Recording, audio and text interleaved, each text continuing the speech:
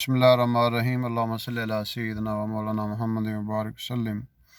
गज़ा के हवाले से इस वक्त बहुत बड़ा क्राइसिस इंसानियत उसका सामना कर रही है, और इस दुनिया ने इंसानियत के ख़िलाफ़ बहुत जराइम देखे हैं। पहली और दूसरी जंग अज़ीम में इंसानियत की बहुत ज़्यादा तज़लील की गई, लेकिन इसराइल फ़ौज ने फ़लस्तीन में ज़ुल्म सितम के जो पहाड़ तोड़े हैं, उनकी माजी में भी कोई मिसाल नहीं मिलती।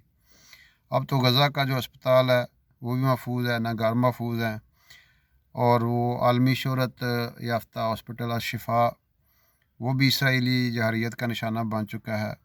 और जब ये हुआ था वाक़या, तो ये उम्मीद थी कि आलमी रद्द अमल के बाद शायद ये सिलसिला कहीं थम जाए, लेकिन इसराइल ने एक के बाद दीगरे गज़ा में कई और हॉस्पिटल को भी निशाना बनाया, और 100 दिन से ज़्यादा गुज़र चुके हैं, बल्कि इससे भी ज़्यादा अरसा गुज़र चुका है इस वाक़े को कि जब से ये अटैक शुरू हैं। और बच्चे वहाँ पे खुराक के लिए सिसक सिसक कर जान दे रहे हैं। 30,000 से ज़्यादा फ़लस्तीनी जो हैं वो अपनी जानें दे चुके हैं, और 70,000 से ज़्यादा ज़ख्मी हैं, और 110 से ज़्यादा जो साफ़ी हैं वो इसराइली हमलों का निशाना बन चुके हैं। तो ये सूरत हाल, यानी पूरा गज़ा जो है वो खंडर बन चुका है। वहाँ पे कोई ना घर सलामत है, ना कोई इदारा सलामत है, और मुसलमानों की मुसलसल नस्ल कुशी की जा रही है, और एक कोने में धकेल कर उनको गज़ा के रहायशियों में उन पर हमले किए जा रहे हैं। और अब तक कितनी ही इज्तिमाई कब्रों का जो है ना वो सुराग लगाया जा चुका है। और सबसे बड़ा जुल्म ये चंद दिन पहले ये ख़बर भी आई थी कि खुराक के लिए जमा शुदा लोगों पर हमले किए गए, जिससे 120 से ज़ायद फ़लस्तीनी शहीद हुए।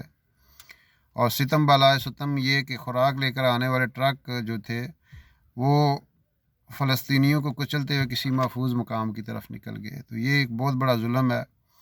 और छोटे छोटे मुल्क साउथ अफ्रीका और चिली जैसे मुल्क वो जो है वो आलमी ज़मीर को झंझोड़ने की कोशिश कर रहे हैं, लेकिन बदकिस्मती ये है कि OIC organization of Islamic countries और अरब लीग ये ख्वाब खरगोश के मज़े ले रहे हैं।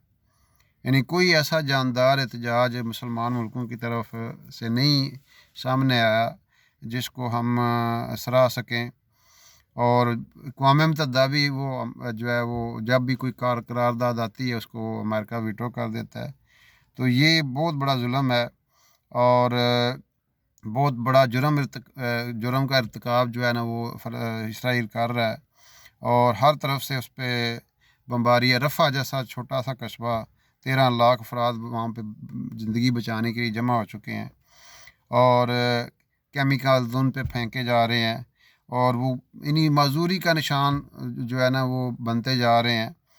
और वर्ल्ड WHO के जो नुमाइंदे हैं उनके मुताबिक अब गज़ा में कोई भी महफूज नहीं है, किसी वक्त भी कोई बंदा भी कहीं पे महफूज नहीं है। और उनको हॉस्पिटल जो उनके हैं उनमें मरीज़ों को बेहोश किए बगैर ऑपरेशन किए जा रहे हैं, और तिब्बी अमले को बहुत ज़्यादा यानी 23 लाख लोग उनकी ज़रूरियात पूरी करने के लिए जो है वो उनको ज़रूरियात हैं। अब जो वो जिसको इकबाल ने कहा था, नील के साहिल से लेकर ताबहा के काशगर तक एक हूँ मुस्लिम हरम की पासबानी के लिए वाली बात है। अब वो उम्मत जो है वो बिल्कुल अपने कामों में मगन है, अपने जो है दुनियादारी के काम जो है उनमें लगी हुई है, और कहीं पे PSL के चक्कर चल रहे हैं, कहीं पे इंतखाबी नताज मौजू बहस हैं, लेकिन उनका जो है ना वो पता नीवा लेने के लिए कोई तैयार नहीं है। और वहाँ पे पूरा कौम जल रही है। वो इकबाल ने जो कहा था, चुभे कांटा जो काबल में तो हिंदुस्तान का हर पीरो जवां परेशान हो जाए, आज वो बात रही नहीं है। यानी मुसलमान ममालिक जो हैं उनके जो सरबराहान हैं, उनके जो ज़िम्मेदारान हैं, इस हवाले से उनको सोचना चाहिए कि ये हमारे ऊपर एक बहुत बड़ी रिस्पॉन्सिबिलिटी आती है कि हम इन लोगों की खैर खबर लें, इनकी ज़रूरियात को पूरा करें। एटलीस्ट दुनिया के अंदर एहतजाज की जो है सदा बुलंद करें। लेकिन अब उम्मत अपने हाल में मस्त है, और उनकी आवाज़ बनने के लिए कोई तैयार नहीं है। पहले और मुल्कों में मुसलमानों पे जुल्म हो रहे थे, इस वक्त ये एक हॉट पॉइंट बन चुका है।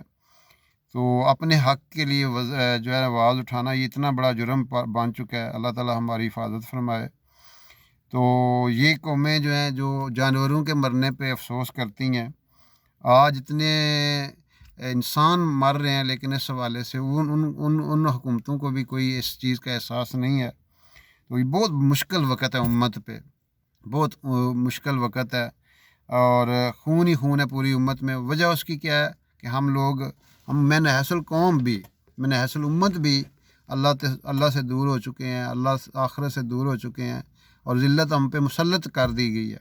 حضور علیہ السلام نے فرمایا تھا کہ جب میری امت سود کو اختیار کر لے گی، اللہ کی راہوں میں نکلنا چھوڑ دے گی، بیل کی دم پکڑ لے گی، اور پھر ان پہ اللہ ذلت مسلط کر دے گا، اور جب تک یہ کام نہیں وہ چھوڑیں گے اس وقت تک یہ اسی ذلت میں اور تکلیف میں اور پریشانی میں جو ہے نا یہ رہیں گے۔ تو اس لیے وہ علی صاحب نے بڑا عرصہ پہلے کہا تھا، خاصہ خسان رسول وقت دعا ہے، امت پہ تیری وقت عجب آن پڑا ہے۔ تو امت پریشان ہے، ہر بندے کو اپنے لیول پہ، اگر ہم کچھ نہیں کر سکتے ان کے لیے دعا کر لیں، ان کے لیے نفل پڑھیں، ان کے لیے اپنے جو ذمہ داران ہیں ان کو متوجہ کریں کہ ان کے لیے جو آپ کر سکتے ہیں کریں۔